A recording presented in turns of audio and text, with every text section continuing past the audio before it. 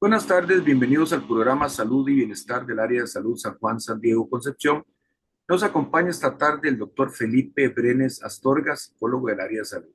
El tema a tratar será trastorno generalizado del desarrollo, autismo. Buenas tardes, doctor, bienvenido.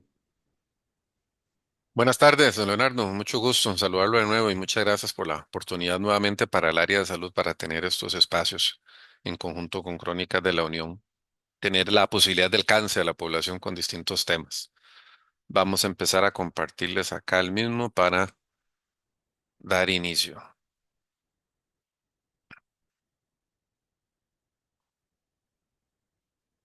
Ok, importante mencionar antes de iniciar que en parte la idea de dar esta presentación o tener este espacio el día de hoy es porque precisamente estamos en el mes de la concientización mundial sobre la condición del autismo, que cada año se conmemora el día 2 de abril. En este caso, el autismo forma parte, porque hay diferentes tipos, de uno de los trastornos generalizados del desarrollo. Más comunes, en este caso es el autismo. Sobre eso es que nos vamos a centrar el día de hoy. ¿De qué se trata? ¿Qué usualmente es lo que vemos con estos chicos que después son adultos? Eso también vamos a comentar ahora al final. ¿Qué es lo que sucede? Dentro de los trastornos generalizados del desarrollo, hablamos de que hay un grupo de condiciones de salud mental que se identifican por tres características clínicas básicas. Es lo que normalmente vemos en estos chicos, en estos niños y niñas. Hay una alteración cualitativa de la interacción social en ellos, o sea, hay una dificultad marcada en la interacción social entre niños. No es ese típico niño que llega a un play y tiene esa facilidad de relacionarse con otros chicos que está ahí, sino que tiene su forma de socializar o la omite.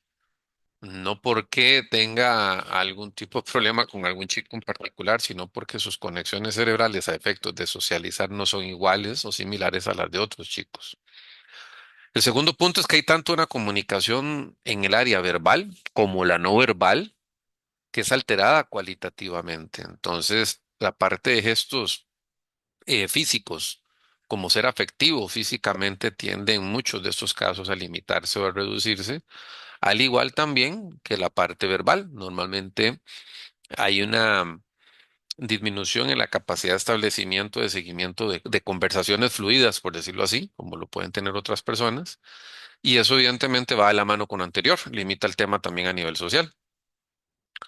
Y un tercer punto muy común, muy usual, son los intereses restringidos, que aplican a varias cosas, a la parte de los patrones de vestimenta, a la parte de alimentación, a la parte de juego, donde ellos se caracterizan por tener específicamente cierto tipo de gustos o cierto tipo de intereses específicos, muy específicos. Importante para iniciar, definir el término como tal. Cuando hablamos de espectro, que es muy común hoy en día, el espectro autista, y tal vez no se le especifica a la población de qué se trata esto, y la idea de estos programas es como acercarnos un poquito a esto, a la interacción de qué se trata cuando hablamos de un tema de espectro autista. Es que el espectro significa, o es el término que nos identifica la capacidad para escribir el autismo porque hay una amplia variación. Espectro significa que hay una amplia variedad en el tipo y la variedad de síntomas que una persona puede presentar. Entonces no hablamos de un solo tipo de autismo, por decirlo de alguna manera. El espectro abarca muchas particularidades de estos chicos y por lo tanto tiene la particularidad de que va a ser muy, muy variable. A partir de eso podemos empezar a definir entonces algunos aspectos específicos. Por ejemplo, estas que son algunas de las señales comunes, usuales, que muchas veces se ven y que son como señales tempranas iniciales en el autismo y que es importante prestar atención en el desarrollo de los chicos y que muchas veces en las consultas de desarrollo de los niños, en las áreas de salud de los CEBAIS, que es donde consultamos, se pueden determinar. Y que evidentemente entre más temprano sea ese diagnóstico, perdón, puede evitarse un rezago en el desarrollo de nuestros niños y niñas. ¿Qué aspectos es importante considerar? Reitero, considerar no que son determinados total y absolutamente, o determinantes, perdón, en este caso, pero que sí debemos considerar en el desarrollo de nuestros chicos y chicas. La mirada, la parte de la mirada, contacto visual. Hay una dificultad normalmente para establecer o mantener el contacto ocular o usar la mirada para dirigir la atención de otras personas, de los demás. La parte de los gestos son escasos, son poco comunicativos, usualmente no señalan y hay una dificultad marcada de no comprender los gestos. Por eso hablábamos hace un minuto de la parte de la comunicación no verbal. Bueno, precisamente nos referíamos a estos, a que los gestos son limitados. Hay intereses restringidos. Hay atención excesiva a algunas actividades, objetos, resistencia a cambios de rutina de actividades y cuando se hacen no son bienvenido para ellos el hecho de que se esté restringiendo ese tipo de actividades. Se restringen a cierto tipo de juegos, cierto tipo de actividades y muchas veces esto no es comprendido por los padres de familia que dicen, bueno, pero es que solo pasa jugando con el carro. Y a veces ni es el carrito, es la rueda del carrito, y le gira las rueditas y le gira las rueditas. O solo pasa con los dinosaurios y solo habla de los dinosaurios y solo tiene juguetitos de dinosaurios y su vida gira alrededor de los dinosaurios. Entonces, ¿eso qué pasa? Propicia que al haber un interés restringido en su interés por juegos o actividades, se complejice muchas veces la interacción social con otros niños que evidentemente no entienden de esto, ¿verdad? E inclusive, insisto, en la vida adulta, porque el tema del TEA o el autismo en los adultos también ha tenido su impacto por muchas personas que en algún momento no fueron diagnosticadas correctamente. Tampoco la idea es caer, como lo hemos comentado muchos colegas en ciertos espacios, en el sobrediagnóstico, en diagnosticar excesivamente condiciones, porque las personas, reitero, dentro del espectro pueden tener características, pero no necesariamente presentar estar dentro de un espectro considerable de autismo. Las personas podemos tener rasgos diagnósticos, podemos tener características de un diagnóstico, pero no necesariamente cumplir a cabalidad o en totalidad con él.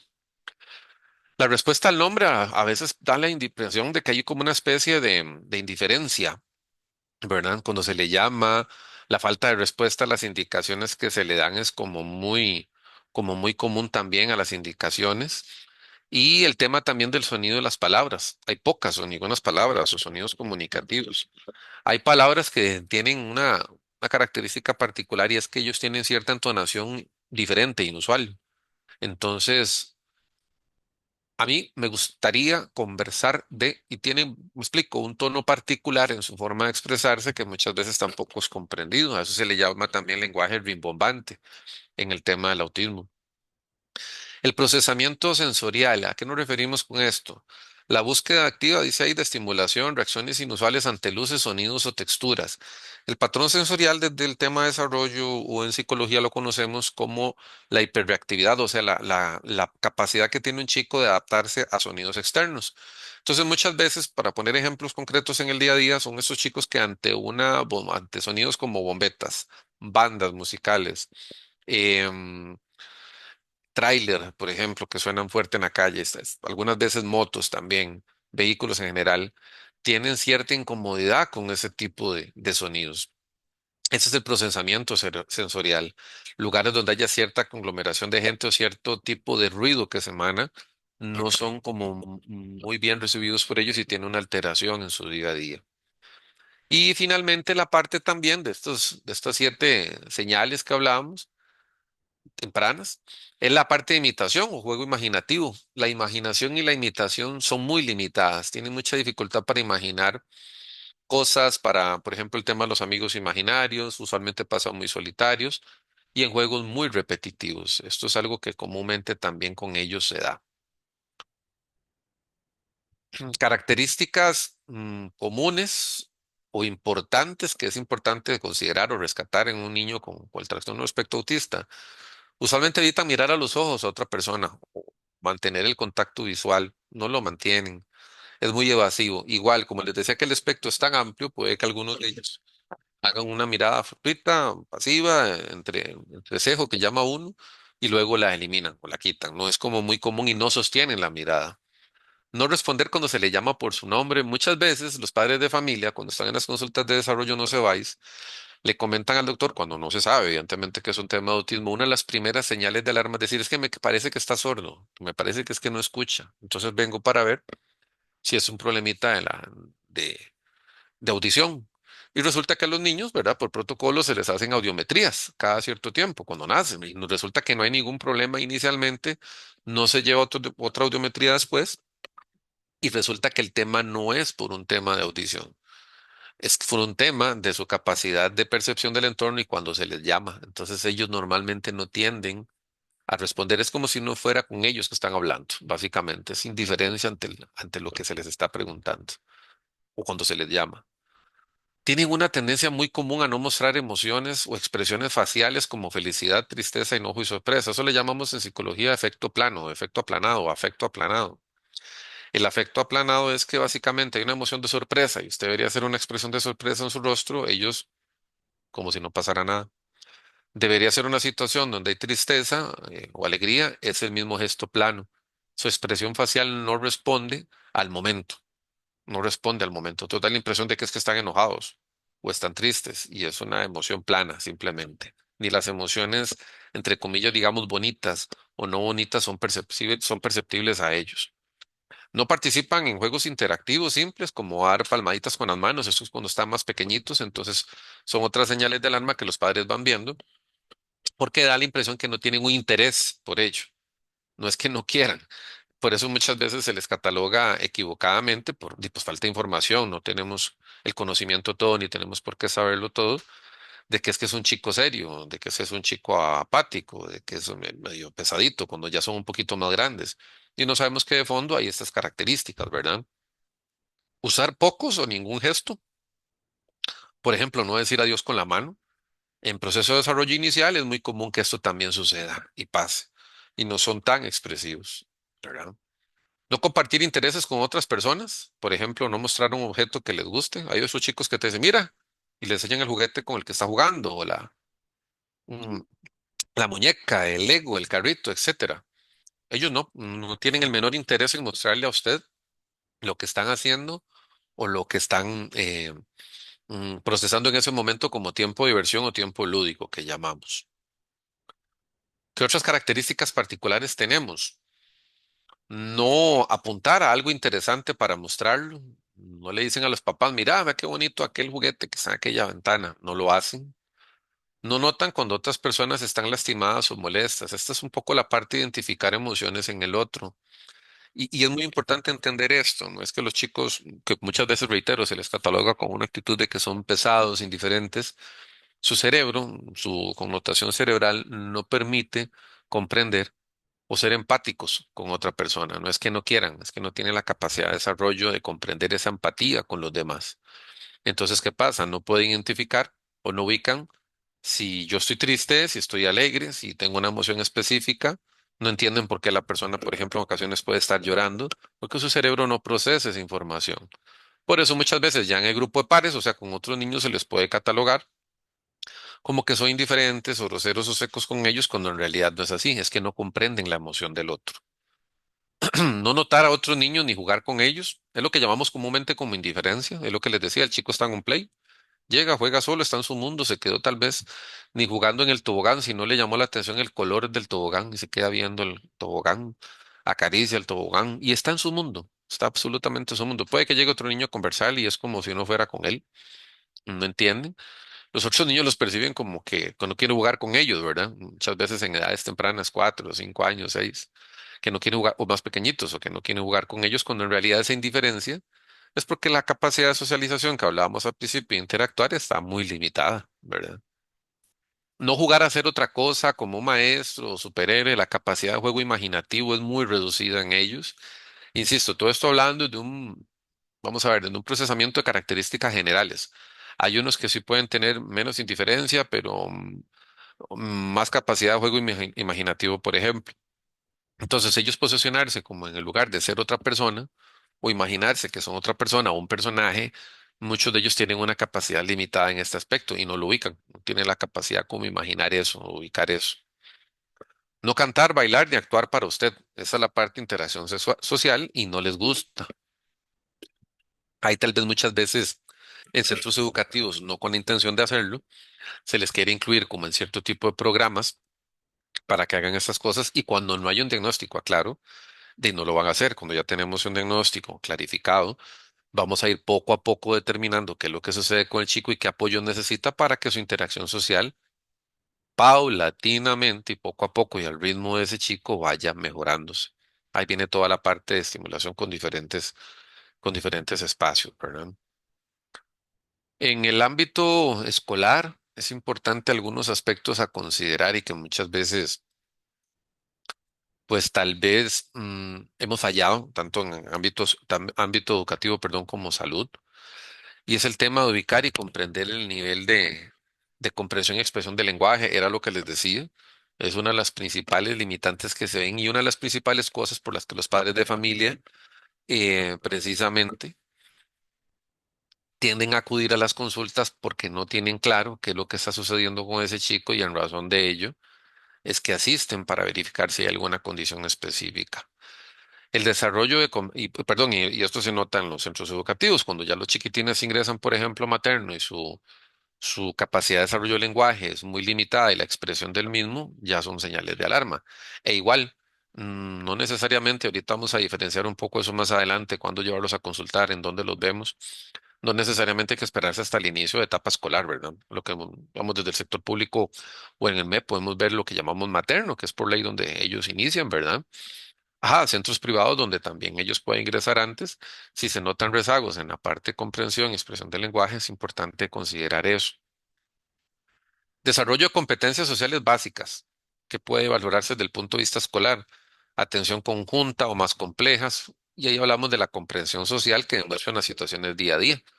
¿Qué es comprensión social? ¿Cómo se relaciona en el entorno? Con las docentes, con las maestras, con personal de apoyo y escolar y evidentemente con otros niños, ¿verdad?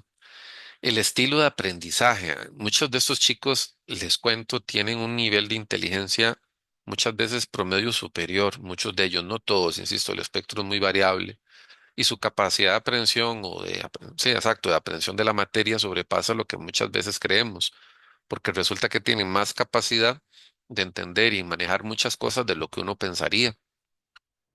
Y resulta que tal vez creemos que no están aprendiendo y son muchísimo más perceptivos que otros niños. Es muy curioso.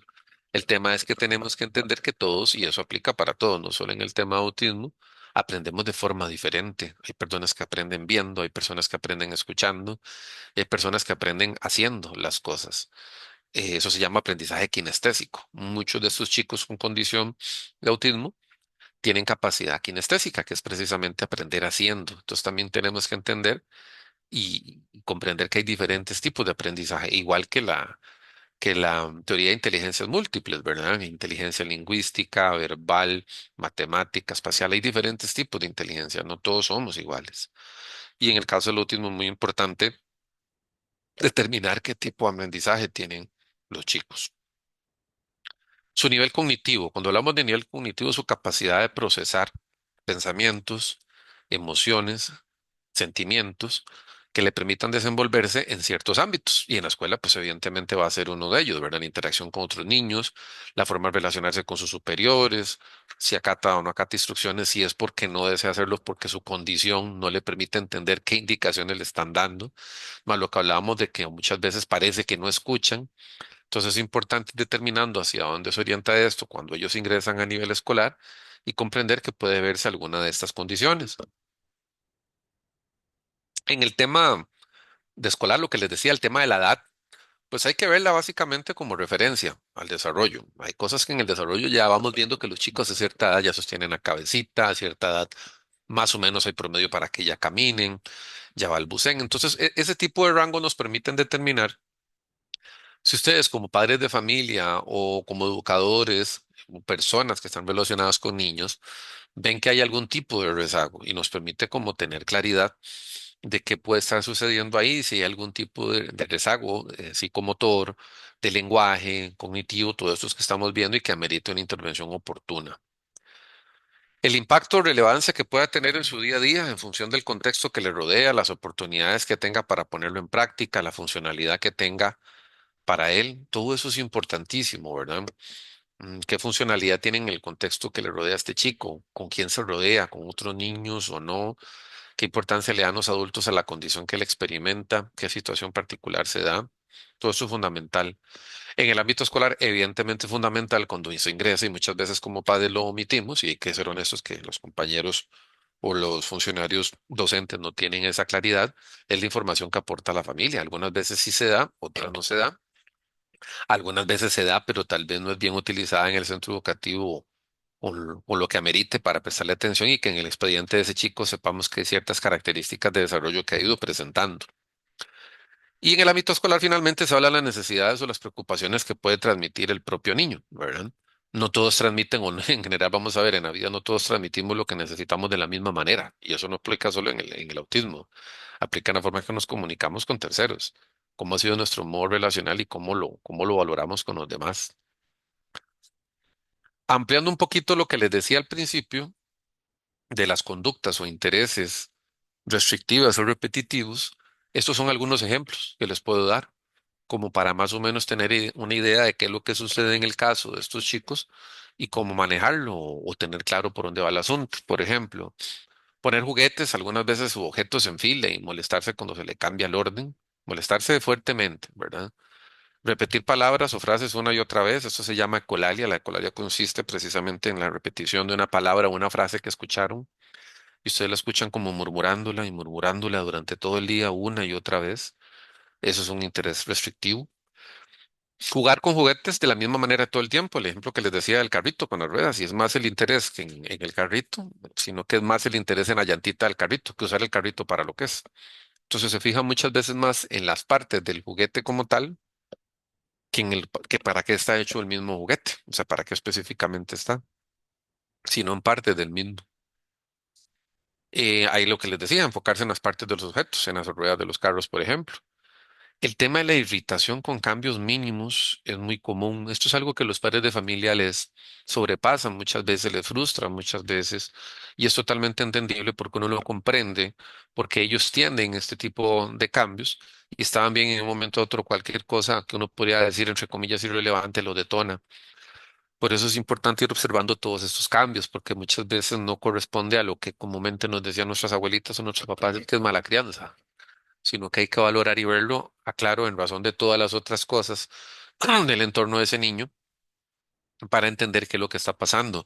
Porque si ya al irritarse con cambios mínimos se le suma lo que les decía, la parte de minimización del lenguaje o intereses restrictivos, lo que vemos ahí, intereses obsesivos, seguir ciertas rutinas, hay cosas que hay que considerar. Este acto repetitivo, por ejemplo, el de aletar con las manos, mecer el cuerpo, girarlo en círculos, es muy común en ellos. Es una forma de autorregulación.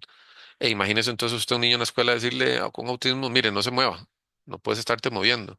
Y resulta que más bien eso es una forma, por ejemplo, para que ese chico no se regule en clase y empiece a autoagredirse al mismo.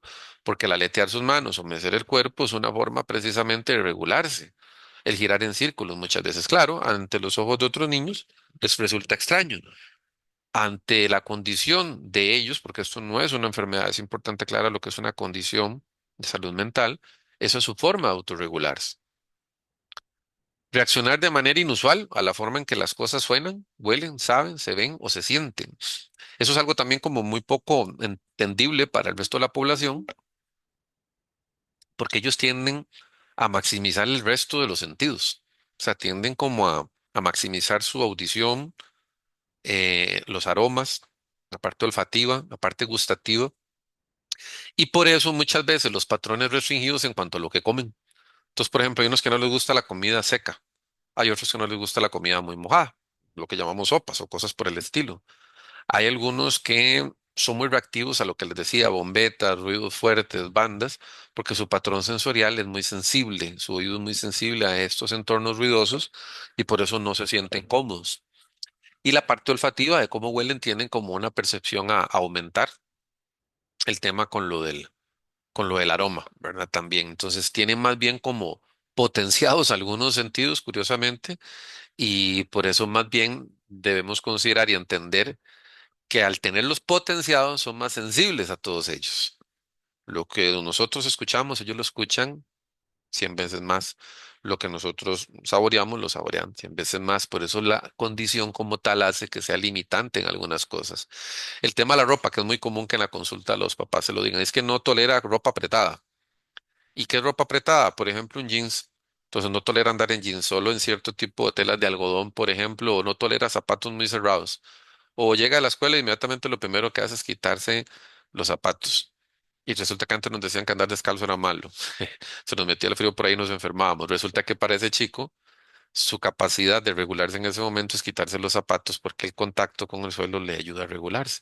Ven qué interesante. Entonces todo es información, ¿verdad? E igual con algunos otros aspectos de las etiquetas, estas que tienen a veces las camisas atrás, ellos no las toleran. Muchas veces no las toleran. Y como les decía, cierto tipo de telas. Pasa lo mismo en alimentación, pasa lo mismo en la parte de juego y pasa lo mismo en la parte, muchas veces inclusive les cuento de sueño. Son chicos que muchas veces tienen dificultades muy marcadas, muy fuertes para el tema del dormir. Es un reto muchas veces para los padres de familia y no se comprende cómo pasan tantas horas en dormir o que no hacen siesta, dicen los papás en el día cuando son más chiquitines, ya conforme van creciendo, pues es menos común. Cada uno tiene su estilo de juego, su estilo de forma de ver y entender el entorno, ¿verdad? ¿Qué otras características podemos ver en ellos? Como les decía, el retraso en las destrezas del lenguaje. Eso es una de las primeras señales de alarma y por lo que les decía que usualmente los padres de familia acuden al EVAIS. Ahorita vamos a llegar a esa parte de cómo procesar estos casos o cómo valorarlos. Retraso en las destrezas del movimiento, digámoslo para entendernos todo de alguna manera, aunque no sería bonito, es como torpeza a la hora de caminar. Entonces, ustedes ven que son chicos que extrañamente se caen mucho o se tropiezan mucho. Este que es raro, no hay ningún problemita en los pies, no hay un tema ortopédico o similar y tienen esas particularidades. Retraso en las destrezas cognitivas o de aprendizaje, lo que les decía, la parte cognitiva que hablamos de pensamientos, emociones, sentimientos y la capacidad de aprender que es diferente. Algunas veces es retraso, otras veces es capacidad diferenciada de aprender. Algunos, no todos, tienen conducta hiperactiva, son impulsivos, o sea, no miden consecuencia de actos, no. La impulsividad básicamente es hacer y decir cosas sin pensar. Y aclaremos que esto no solo lo hacen los niños, ¿verdad? Con autismo, lo hace cualquier persona hasta adulta. El tema es que si se toma en conjunto con otras características que estamos viendo, hay que valorar hasta qué punto esto también sucede. O muchas veces distraído. Entonces la gente no mentaliza es que está en su mundo, ¿verdad? Y eso es interesante, y es un mundo muy único y muy especial el de ellos. Algo importante tal vez a mencionar acá es que en salud muchas veces tenemos algo que se llama comorbilidad. Eso es que una condición de salud a veces va de la mano, yo les digo que es como las líneas del tren, va una a la par de la otra. El autismo muchas veces va de la mano o a la parcita, digamos, con el trastorno de déficit por atención o el trastorno de déficit atencional. Entonces tienen comorbilidad. Algunos chicos que presentan el TEA o el autismo presentan condición de déficit atencional. No todos los de déficit atencional presentan autismo, algo la salvedad, a la inversa. Pero estas características que les estoy diciendo, hiperactividad, impulsividad o distracción, muchas veces es la comorbilidad que presentan algunos chicos en autismo. Algunos, no todos, tienen problemas neurológicos como la parte de epilepsia o trastornos compulsivos. Ya esos son como casos más severos y que evidentemente tienen que verse con los pediatras de esas especialidades de neurología, con los pediatras a cargo en la parte de desarrollo para determinar por dónde puede andar el asunto, ¿verdad? Lo que les decía, los hábitos de sueño y alimentación son como inusuales, tienen esas particularidades. Tienen estos problemas gastrointestinales, por ejemplo, el tema del estreñimiento, por lo que les decía, porque muchas veces resulta que la mamá le dice, bueno, es que mira, solo me come arroz, frijoles y huevo, y no me comen nada más, no hay forma. Algunos conforme van en el desarrollo, y por eso el tema de la escolarización y la parte de socialización es muy importante, porque esto es un tratamiento integral lo que se hace. Tiene a ir como siendo un poco más abiertos a algunas cosas, pero resulta que cuando tienen cierto tipo de alimentación, y pues también se va a propiciar que vayan a haber ciertas particularidades digestivas también, porque la alimentación está más restringida, ¿verdad? Y eso tiende a pasar mucho. También hay una relación directa en los estados de ánimo, las reacciones emocionales inusuales, lo que les decía, la forma en que se detonan. Muchos de ellos tienen características de ansiedad, son muy ansiosos, estrés o preocupaciones excesivas.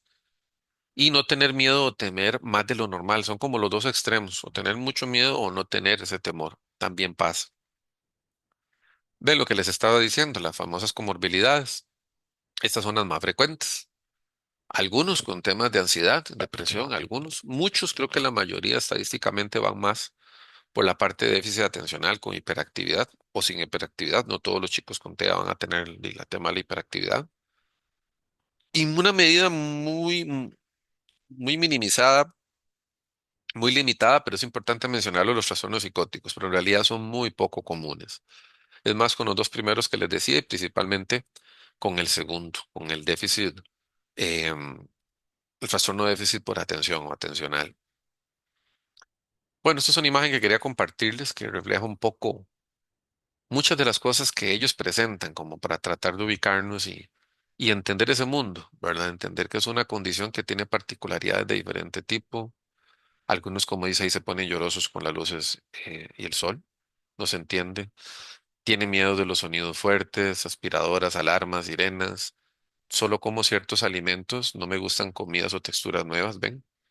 A veces abotonarse una camisa, amarrarse un zapato es un logro enorme para ellos. Hay que validar cada uno de esos logros. No percibo el olor o el tacto de una manera normal. Toco otros demasiado firmemente o demasiado bajo. Ellos necesitan percibir a través de, como les decía, los sonidos, los sentidos, perdón. Se maximizan en su forma de percibir las cosas. El tema del contacto físico, hacerle cosquillitas o cosas por el estilo, no es bien, muchas veces muy bien recibido. Bueno, vamos a ver, siempre con cualquier persona tenemos que ser prudentes, más con un niño, en el sentido de cómo lo saludas y cómo te acercas. Pues en un niño con una condición de TEA con más razón todavía, ¿verdad? Lo que les decía, la parte motora, no puedo correr tan rápido como mis amigos y es difícil andar en bicicleta y jugar deportes con amigos. Ando de puntillas algunas veces y nunca descalzo. Es curioso, el tema de las puntillas también en algunos se dan. Y del lado del chico también nos explica otras cosas, concentrarse en estudios en clase. No escucho bien, se dice que tengo oído selectivo, entonces es cuando los papás a uno le decían, recuerdan, es que oye lo que le conviene o escucha cuando quiere. Pues en este caso, pues no es así. Hay una particularidad con respecto a la selectividad. ¿Por qué? Porque si hay patrones restringidos o selectivos, evidentemente si usted el chico le fascinan los dinosaurios y le hablas de dinosaurios, te va a empezar a poner atención y te va a hablar de eso. En el momento que le cambias de tema, su selectividad cambia, ¿verdad? Huelo el aroma de las personas, los alimentos y los objetos de una manera muy fuerte, casi como un tufo. Eso hace mucha gracia, pero eso es lo que les pasa. Como tienen, les repito, los sentidos tan hipersensibles, cuando hay un aroma que les atrae la atención es muy interesante y son formas que se trabajan mucho en las terapias ocupacionales con ellos, los profesionales en terapia ocupacional trabajan muy bien con los chicos con esta condición y les ayudan a irse acercando a esas condiciones que presentan en la parte sensorial. La sensación de masticar en cosas incomestibles y preferir un alimento que tenga un sabor fuerte también les pasa. Frustrados cuando tienen que hacer ciertas cuestiones a nivel de motora fina, gruesa, cortar con tijeras, escribir, recoger cosas pequeñas. Algunas veces no pueden vestirse solos y eso los frustra. Ponerse las medias también. Son particularidades que uno puede decir, cualquier chico puede desarrollarlas, pero es importante, como dice ahí, los estamos conociendo, entendemos qué es lo que les sucede, pero ya tenemos algunas características muy comunes. Ok, para ir aterrizando en el tema con la parte de recomendaciones, ¿qué procede entonces? ¿Qué es lo que hay que hacer? Ya teniendo un poco más claro por dónde viene esto.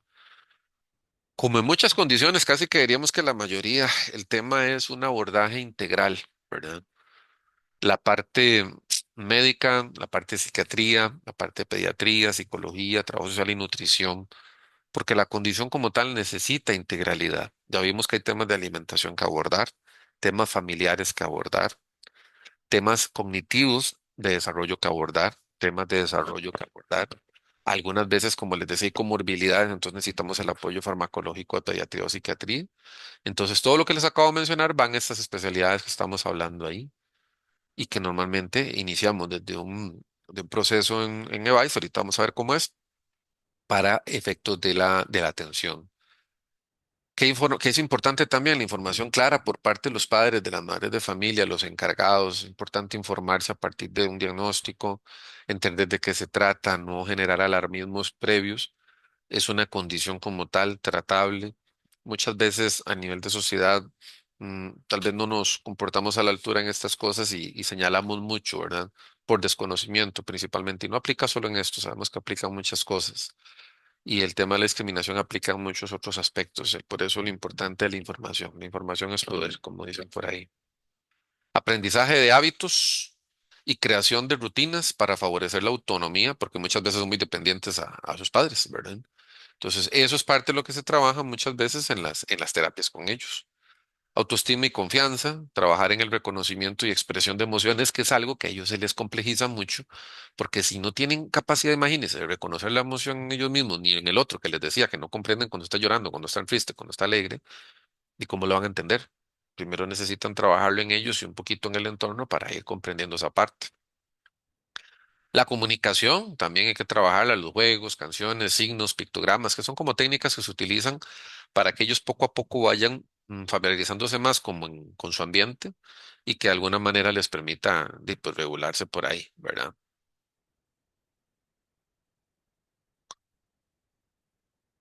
¿Qué apoyos se pueden dar desde el punto de vista escolar? Bueno, apoyos visuales básicos que simplifiquen la comprensión de las tareas y las acciones a realizar, no hacer cosas complejas y pueden ser más fáciles, digámoslo de alguna manera, más sencillas, tal vez más que fáciles serían sencillas. Adecuar el nivel de dificultad de los contenidos, estos por programas que los mismos procesos educativos tienen. Estructuras de mensajes y expresiones sencillas también, pocas palabras con mensajes claros. Y vean, esto aplica en general con los niños, a veces cuando, voy a usar un término muy popular de antes también, las retajilas que nos daban, decían. Cuando nos decían un montón de cosas y uno chiquillo adolescente, mire, es que usted no puede hacer esto porque cómo se le ocurre y todo, todo, todo. A ese chiquillo adolescente usted le entendió las primeras 5 o 6 palabras. Después de ahí el nivel de atención bajó totalmente. Y como padre nos pasa mucho eso, ¿verdad? Que en el entendible enojo que tenemos en el momento por la situación que se dio y por el enojo que manejamos en el momento y no con la calma y la serenidad que como padres debemos manejar cuando estamos molestos, evidentemente, y tenemos derecho a estarlo con nuestros hijos por algo que no se hizo bien, no somos sencillos al expresarnos. En una condición de desarrollo todavía más complejo esto, ¿verdad? Más que son tan literales en la parte de comunicación, ellos no entienden el doble sentido. Entonces un chiste no lo van a entender. No te van a entender si yo te digo es que llovieron perros y gatos y el chico se asoma por la ventana a ver dónde están los perros y gatos cayendo. Porque para el autismo la literalidad es un factor también importante. Ellos no entienden la frase de fondo. Eso es importantísimo entenderlo. Anticipar los cambios de actividad, los cambios de rutina les afecta mucho, entonces es importante trabajar en el ámbito escolar si va a haber un cambio. A ver, uno entiende que muchas veces y comprende, insisto, otras instituciones como el MEP, que hayan cambios de docentes, etcétera, y resulta que ese chico se identificaba con la docente y el viernes pasado se fue con una docente y llegó el lunes y resulta que había, o martes o miércoles y resulta que había otra maestra. Eso es algo complejísimo para ellos de entender. Esos cambios no los manejan tan fácilmente. Entonces, esa estructura de agenda, de actividades, les ayuda mucho desde el ámbito escolar a comprender eso. Dedicar tiempo a conocer los intereses y ritmos de aprendizaje, que es algo que sería muy, muy valioso, por lo que les decía, a todos no nos interesa lo mismo, ni tenemos los mismos intereses ni las mismas afinidades. Por eso es lo importante conocer qué para ese chico, cuáles aspectos desde el punto de vista escolar me hacen acercarme a él y que sea más fácil que él evolucione. Desde el ámbito de salud, de la caja, lo que les decía, y como para puntualizar esta parte que es fundamental, ¿cómo se valoran estos chicos? El primer nivel de atención, vemos los chicos no escolarizados. ¿A qué nos referimos? Que cuando los padres o madres de familia notan o perciben algunas de las características que ya hemos comentado en el desarrollo de la presentación, es importante acercarse a los EBAES. No escolarizados serían antes de los 4 años, con las características principales por las que más normalmente se acercan es cuando a esa edad no hablan. Eso es un aspecto fundamental del desarrollo. El restringido del lenguaje es como una de las señales de alarma rojas así fuertes, ¿verdad? Más todas estas otras cosas que les decía, si ven intereses muy restringidos, si se autoagreden, si ven que no juega con otros chicos antes de los 4 años, es importante entonces llevarlos al EVAIS. Los compañeros hacen una referencia, estoy hablando en general, aquí en nuestra área de salud San Juan, San Diego, Concepción, pero lo aplica en general en los primeros niveles de atención que llamamos áreas de salud tipo 1, como la nuestra, San Juan, San Diego, Concepción, y ahí se refiere a un servicio de psicología. Yo ahorita amplío un poquito más ahí. ¿Cuál es la otra parte? La atención, el primer nivel de atención igual, pero los que están escolarizados, ya a partir de 4 años en adelante. Y esto se genera a través de una red que se llama RISA. ¿Qué significa RISA? Redes integradas de servicios de atención. Estas son redes que están en conjunto o que trabajan en conjunto, Caja, MEP y los Ensinay, porque es precisamente las áreas donde los chicos tienen desarrollo, tanto en sector salud, sector educativo, como lo que manejan los Ensinay también en desarrollos y redes de cuidado que manejan. Entonces, estas redes lo que hacen a través de los chicos escolarizados es que desde el centro educativo, como ustedes lo ven ahí, a través de tenemos docentes enlaces que ya fueron capacitados y tienen conocimiento del manejo de los casos, refieren chicos con estas características y otros más. Todo lo que sea temas de desarrollo los vemos a través de esta red. ¿Por qué? Con la idea de filtrar los casos y que no nos queden por ahí en el limbo, sino que tengamos una forma de valorarlos en unas reuniones que tenemos, por ejemplo, a nivel de caja, mes a mes, donde hay especialistas en la parte de medicina, de psicología y el Ministerio de Educación, de odontología también, por cierto. Porque la red RISA valora todo tipo de situaciones de salud mental, salud física, salud mental, etcétera, talla, peso, etcétera, que son cositas que también muchas veces ven en los Ensinay. Ven, por eso la idea de trabajar en esta red y de manera interinstitucional, porque se capta de una mejor manera a los chicos. Reitero, todos esos cuando ya están escolarizados. En la primera fase que les decía, cuando los chiquitines no han ingresado todavía a la escuela, usualmente se llevan directo al device cuando ven esas señales de alarma y tenemos que descartarlo, evidentemente. Fundamental en esto, la atención oportuna. Si más temprano, hay posibilidades o proyecciones de mejora muchas veces en estos chicos y eso es fundamental.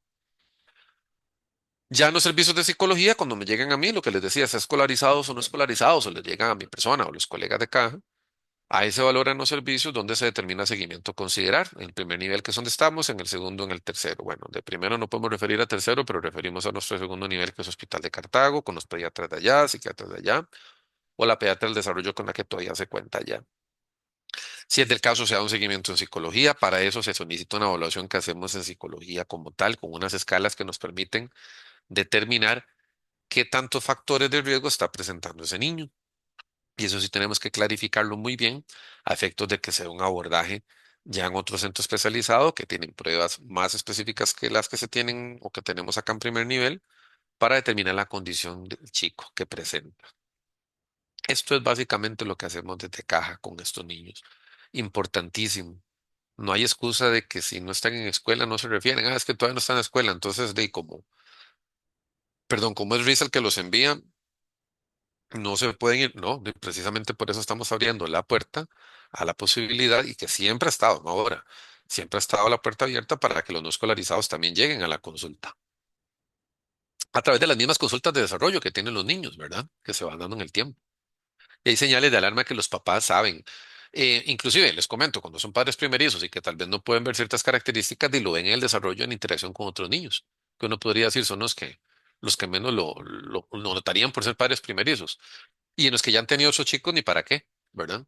Notan la diferencia con el desarrollo que tuvieron sus otros niños, sus otros hijos. Un poco este es el tema del simbolismo. Yo con eso en lo particular, vamos a ver, los simbolitos que están arriba son con los que se ha identificado usualmente. Eso es una controversia que no tenemos por qué considerarlo como tema de rompecabezas o que falta una piecita o que es diferente. Ahora se está hablando más de los símbolos de abajo. Les soy honesto. Al final de cuentas, lo importante con esto es el tema del abordaje integral y no discriminación. El color azul es el que lo ha distinguido a través del tiempo. Este símbolo que se habla ahora, el de diversidad, el de abajo, el símbolo infinito, es porque se habla que en el desarrollo no hay nada lineal, no hay nada estructurado ni cuadrado. Y porque en autismo cada caso es muy singular, ¿verdad? No todos los chicos van a presentar las mismas alteraciones que les acabo de decir en la misma intensidad. Hay unos que pueden presentar patrones de alimentación complejos y sensoriales, pero resulta que y socializan muy bien, ¿me explico? O a la inversa. Eso es tan variado y por eso lo primero que quise definirles hoy era el concepto de espectro, porque el espectro es que abarca muchas características de desarrollo en los chicos, ¿verdad? Pero así es como se ha tratado de ejemplificar. Y bueno, lo que les decía. Esta, este programita tan bonito que tenemos hoy, o que tenemos con el área de salud, va en razón de que, pues esta es la efeméride de este mes y quisimos pues hacer la salvedad de no dejar pasar el Día Mundial de Concientización sobre el Autismo. Muy importante, lo que les decía, hay muchas personas que no fueron diagnosticadas en su momento y ahora tienen la particularidad de que tienen condiciones en su adultez y no lo sabían. Igual había mucho subregistro, ¿verdad? A nivel de salud ha existido mucho subregistro de muchas cosas, a como ha existido sobreregistro, ¿verdad? Ahora hay más instrumentos de medición, más capacidad de atención sobre muchas cosas que no se veían y más captación. que es lo que normalmente no, pues no teníamos en su momento por diferentes circunstancias. De mi parte, ese era el tema que quería compartirles. Con Doctor, todo muchas gusto, gracias. De a la necesitar los orden. usuarios información adicional, ¿cómo o a quién solicitar? En el Levice pueden preguntar precisamente en la ventanilla Levice y si ellos notan o perciben alguna característica particular en sus hijos de las que estábamos hablando, lo ideal es es tener la cita en medicina general, que ellos ya tienen unos parámetros específicos para poder referir cuando son, como les decía, niños escolarizados o no escolarizados. Muchas gracias, doctor. A la orden, con mucho gusto. Nos acompañó el doctor Felipe Brenes Astorga, psicólogo del área de salud San Juan, San Diego, Concepción. Desde ya les invitamos a un nuevo programa de salud y bienestar del área de salud San Juan, San Diego, Concepción en 15 días. Buenas tardes y muchas gracias.